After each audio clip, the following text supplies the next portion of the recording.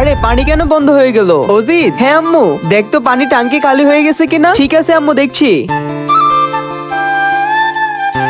হ্যাঁ আম্মু, টাঙ্কি তো খালি। কি টাঙ্কি খালি? দাঁড়া, আমি মোটর ছাড়ছি। আরে মোটর কেন চলছে না? কি মোটর চলছে না? মনে হয় কারেন্ট নেই। দাঁড়াও, আমি বাইরে গিয়ে দেখছি।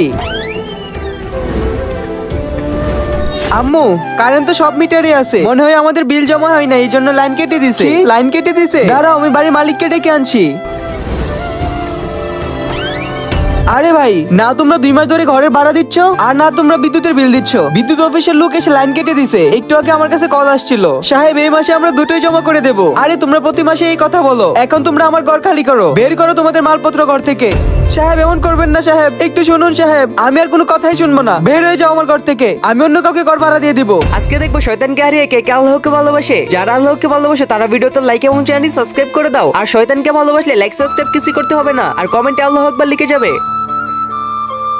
আরে আম্মু, কি হয়েছে? মালপত্র নিয়ে কই যাচ্ছ? বেটা, বাড়ির মালিক আমাদের ঘর থেকে বের করে দিছে। কি?